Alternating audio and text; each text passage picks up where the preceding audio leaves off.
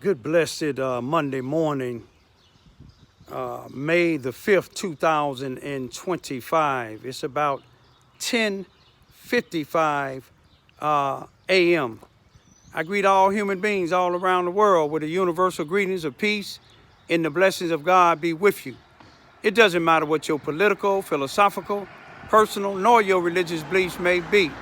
It doesn't matter whether you're the richest to the poorest person on the face of this earth.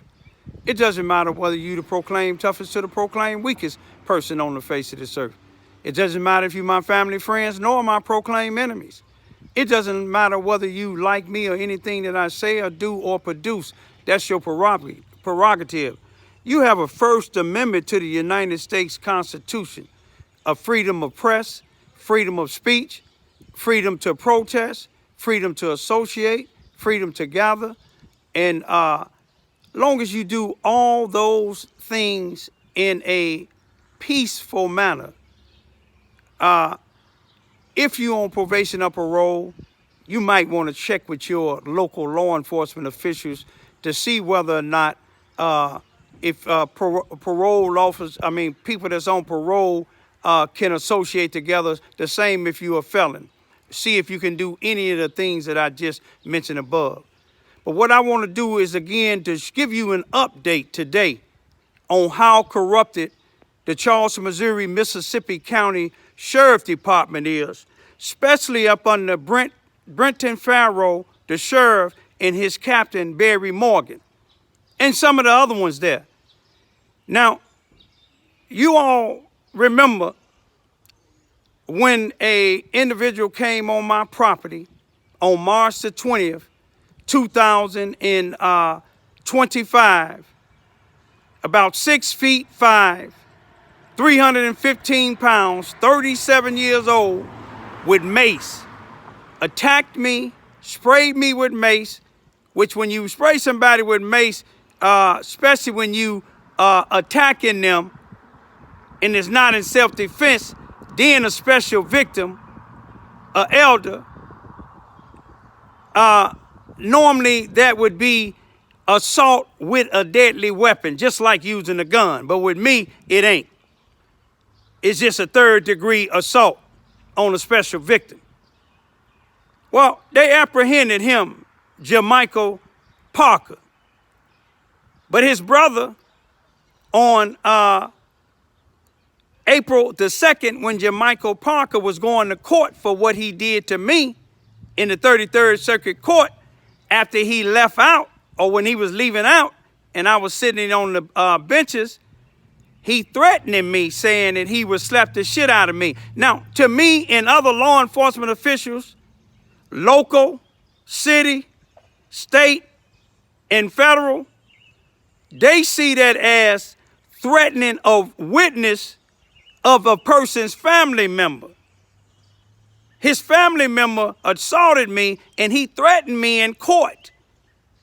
You see what I'm saying? And then me being a special victim from his brother attacking me, what makes me not a special victim when he threatened me in court?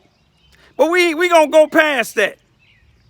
Now, the one that threatened me, Harvey Corbett, the judge put a warrant out for his arrest, a $500 bond, on April the 30th when he didn't show up in court. Now, it's up to the sheriff department. All right, now, it's up to the sheriff department here in Charleston, Missouri, Mississippi County to carry out them warrants. Now, it was on CaseNet until this morning that he had a warrant out for him. The address was 512 Cedar Street in Bertrand, Missouri. Now, I'm going to show you how crooked they is.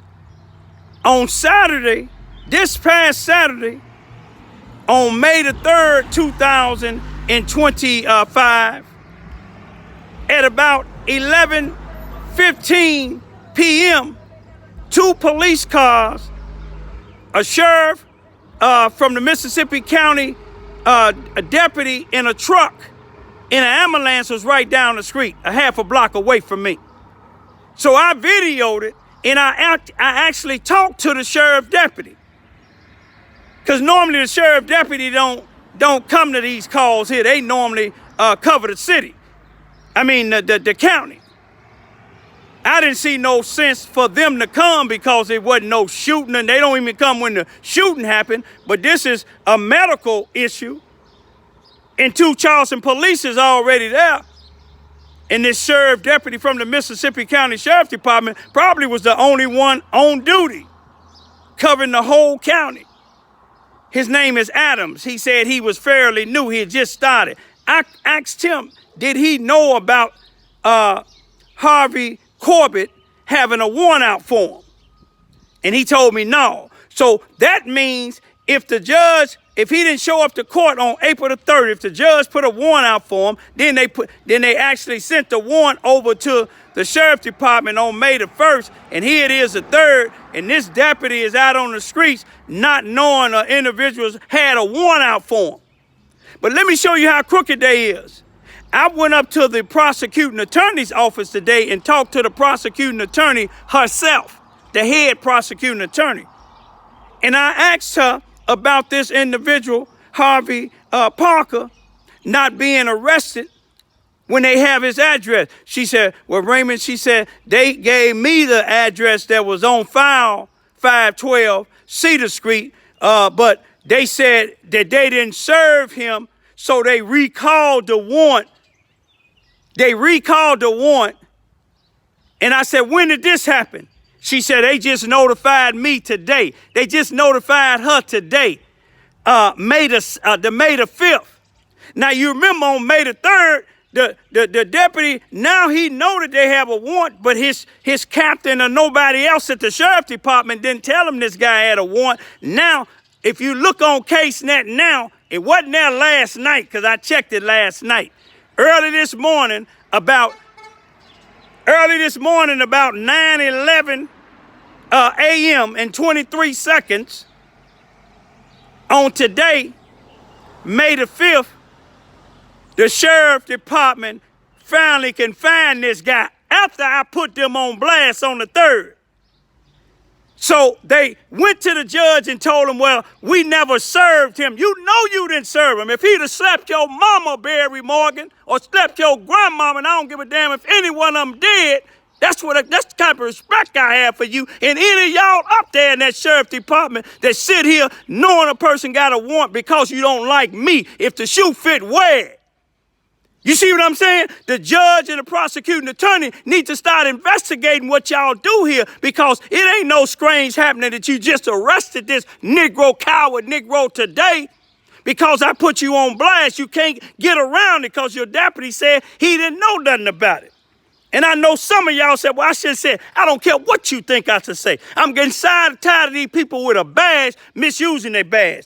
Then you write the report, and then you didn't put in there what a former captain of the sheriff's department told you. A white lady upstairs said she heard Harvey Corbett say something to me when I told him what he said, and you didn't put that in your report. You didn't put in your report when Jermichael Parker walked past me during the time when his brother threatened me downstairs. He told me to get out of his way before he don't want to catch another case. You didn't put that in your report neither. But see, the same shit you doing to me and my family, it's going to happen to your family. It's going to happen to your family.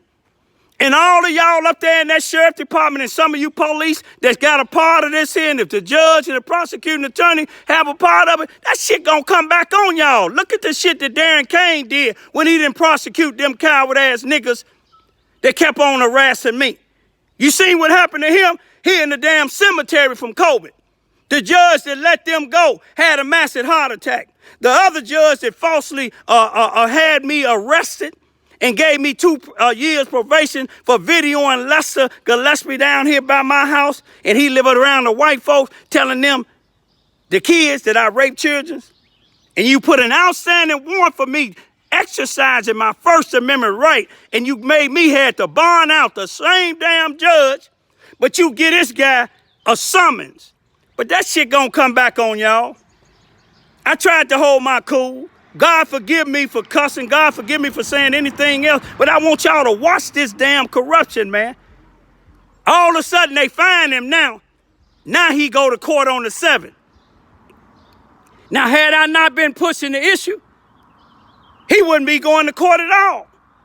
You see, his cousin, Boo-Boo, Michael Orange, a white man's Negro, a boot-licking ass nigga. You see what I'm saying? That's his relative. Lester Gillespie, another Negro that's misusing the black community. He got Harvey Corbett and Jermichael Parker's auntie working for him, renting a house to their uncle. And see, they got the connection, Susanna Weston and all the rest of them, but I got the real connection. I got the connection of God. You better go down to the damn cemetery and ask Dan Kane. You better ask that damn judge that had the massive heart attack. You better ask that other judge that lost his seat. And you better ask some of these Negroes in this town that been bothering me, and they in the cemetery, their families in the cemetery, or doing life in jail. God gonna tear y'all ass up. Now y'all look at the rest of this shit.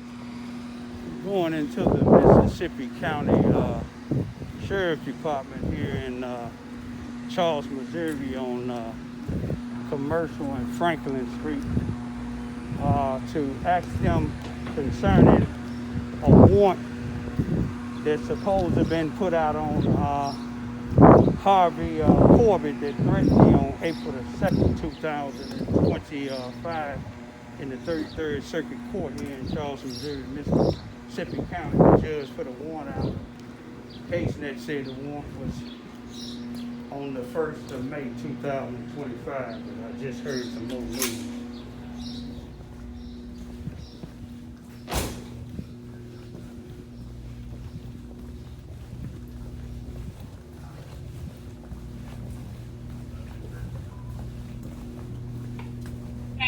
Yeah, I need to talk to somebody concerning a warrant. What's your name? My name? Yes. Oh, Raymond Ivy. Okay, hang on a second. All right, thank you.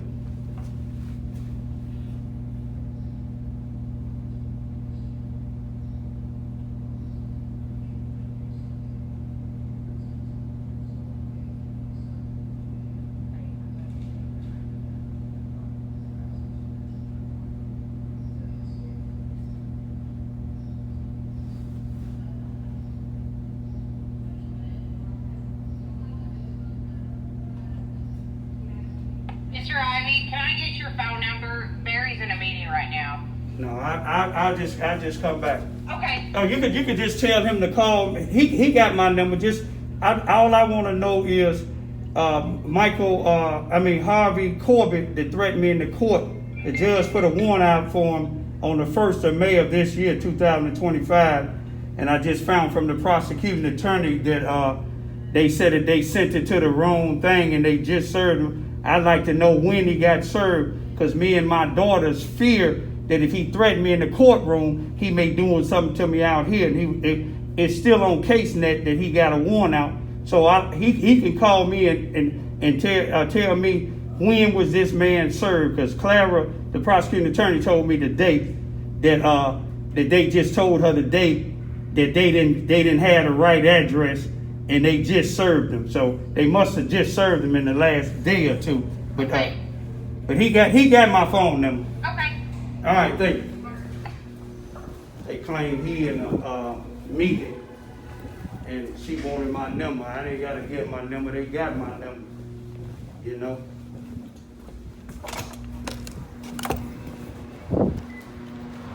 That's the sheriff's right there. I'm definitely gonna ask him.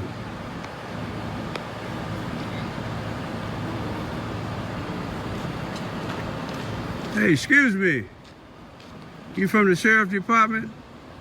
You from the Mississippi County Sheriff Department? Yes, sir. What's your name? You're a new one. I ain't never seen you Yes, before. sir. Deputy Adams. Deputy Adams. Yes, sir. My name is Raymond Ivy. Did y'all apprehend the guy that threatened me in the court? He got he had that warrant out on him since the what was the 30th of April. Harvey Corbett. Corbett? Yeah. You ain't even heard of it, huh? No, sir, I sure haven't. Oh, I've it's- only if been you- with if the you look- department. I've been with the department for a few days. Oh, just for a few days. When you Yes. go back, check your thing. He lives right at 512 Cedar Street in Bertrand? Bertrand. Work at the farm place right next to the Bertrand nursing home. Okay. I feel he's a danger to me and my daughter because his brother attacked me on the 20th of March, sprayed me with mace. They arrested him, and then Harvey Corbett threatened me in the courtroom, and they gave him a summons to come to court on the 30th. He didn't come to court. Check it out, because it's kind of disturbing my daughters and them that he had his warrant out, and he's still walking around. Still walking around? They got his address, and when you go check our case, and that you'll see it. I absolutely do that, All sir. right, because it don't seem like nobody else trying to do nothing. Thanks a lot, man. I'm an activist around here. I'm sure they probably told you. My name is Raymond Ivy. All right. Nice to meet you. Hey, I appreciate it, man. Now, if they don't know, they should know. Saturday night, May the 3rd, 2025. It's about 11 p.m. over here on Vine Street in Warhouse. To the left is Charleston Police Department. To the right, the truck there is Sheriff Department. Is an ambulance here too. I'm hoping ain't nobody dead down there. Hoping ain't no OD or nothing.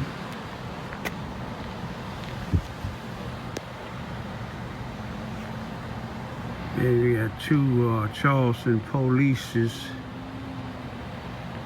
Ambulances over here at the Charleston, Missouri Housing Authority.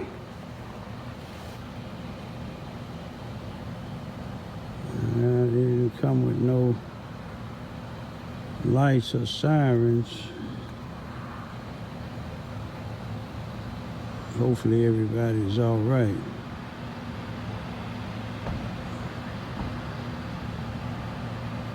Now you got the Sheriff Department there. More than likely the pickup truck is Captain Barry Morgan. I'm wondering if they gonna have enough time to go locate this guy Harvey Corbett that threatened me in the courtroom on April the 2nd, 2025. He's been having a warrant out since Wednesday, April the 30th. Shouldn't be hard to find. But I don't know if they even really trying to look for him by he threatening me.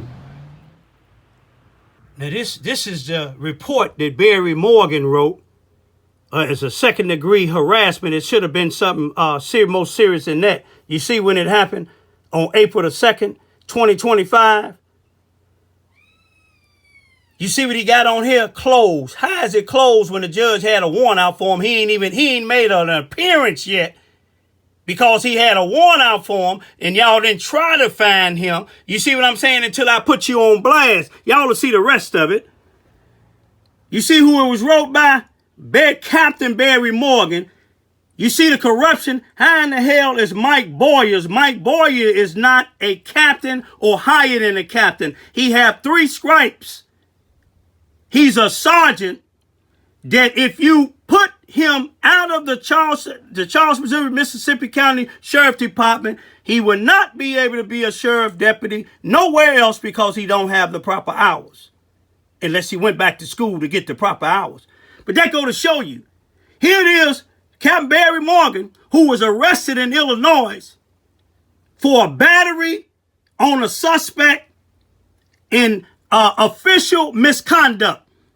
But Brent Farrell, with all that money he got and the white supremacists that he knew in Illinois and Johnson County, Vienna, Illinois, some of the other politicians that they did their connections, you know, Brent Farrell, he wasn't rich before he was adopted into a family that was rich, and they gave him money. So he used his money to get Barry Morgan out of what he shouldn't have been able to been a captain.